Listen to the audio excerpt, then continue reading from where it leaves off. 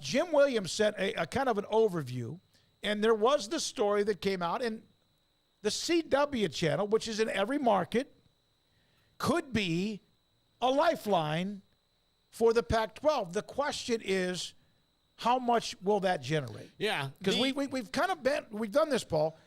Money, exposure. Can you get both? Or you get not as much money, but you get exposure. Yeah, I think ultimately, and the top five is about this today, so we'll kind of revisit it again in a different format. But I think the two biggest things you have to look at is, look, you've got Nexstar just bought this gigantic property, the CW, and I'll venture to guess that in 3 years it's not going to be called that anymore, because it's not going to be what it has been since its inception. As a matter of fact, you might remember this at first, Smokey, but it was the Warner Brothers Network and UPN were two different channels. Mm-hmm. And then eventually they merged and became the CW. And most of their programming strategy throughout that entire time of, 25 years or so has been teen soaps, vampires, superheroes, a reboot of 90210, supernatural, things like that. Shows that you would never watch, but that's what they were. Well, it eventually got to the point where now their parent company, which was Time Warner and all that, they've spun off into their own thing with Warner Brothers Discovery, and here they are. They've kind of gave this network to Nexstar for taking on the debt. So Nexstar, a very large company, right, has to make this work. So how do you make it work? You got to change the strategy. If you want to be Nexstar, they want to be like Fox and CBS and NBC. If you want to, you got to start doing things like that. That means live sports. Well, the live sports that are available to them now is Live Golf. Not really moving the needle for them all that much yet, but it gets them in the door in sports. Well, what else is available to you? Well, the Pac-12 is certainly available. And if you're the Pac-12 and you're the CW, you guys can really help each other. In my opinion, you can help each other right now. And it may not be ideal, but the Pac-12 is past ideal 20x its back. Isn't this yet another, I guess you could say, outlet or entity that has never really gotten into the college football game? And does this slow it down even more? And is this why last week at the end of the week it was late April, early May? Yeah, I would think so. Apple and Amazon are trying to figure that out too. Because I think if you pair this with Apple and Amazon, you've got something that makes sense. Is it ideal? No. But like I just said, you were on the highway. You passed ideal a long time ago.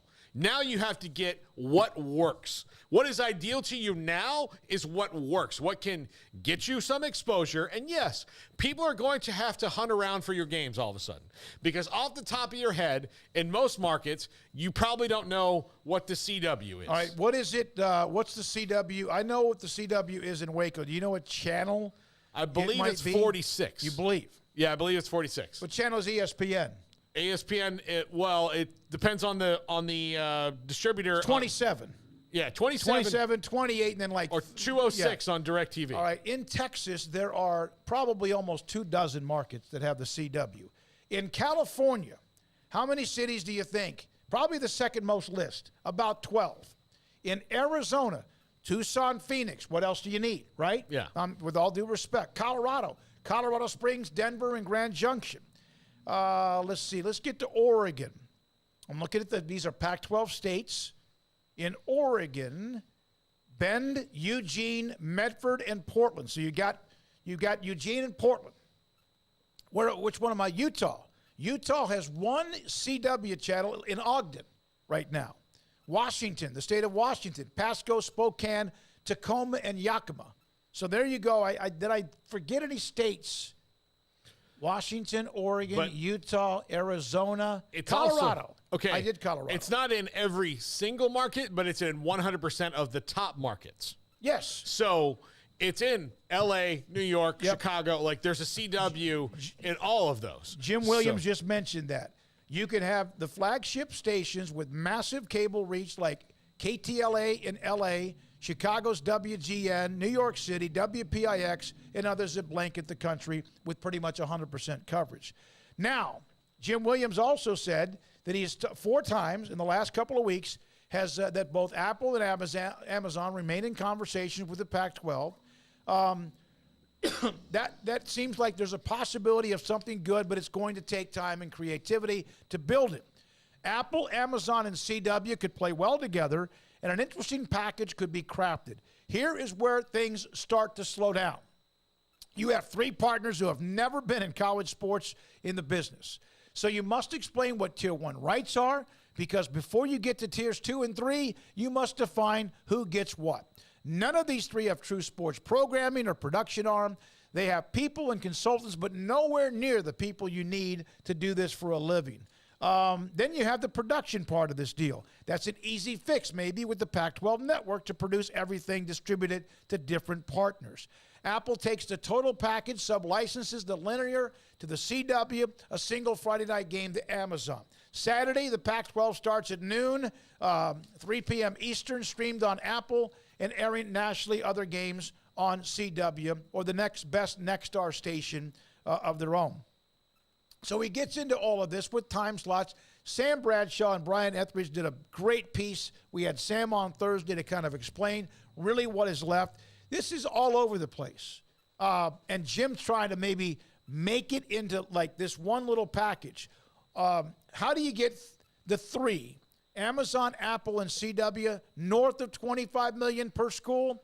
This would require Apple and Amazon to put up most of the cash. Nexstar is worth just shy of $5 billion, but they would invest in real dollars plus say $5 million in promotion on the on-air marketing side.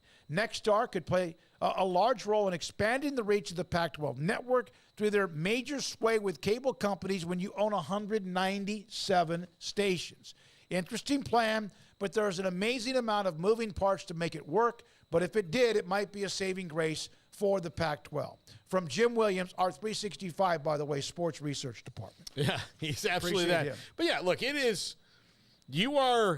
you're beyond traditional remedies right now. If you're the Pac-12, you're looking for different things, and Nexstar's got to make this work soon. Like, they're worth $5 billion, but don't start keep rolling out a different DC show or a Supernatural spinoff and see how much that's going to work for you, because it didn't work to where Time Warner wanted nothing to do with it when the Discovery merger happened. So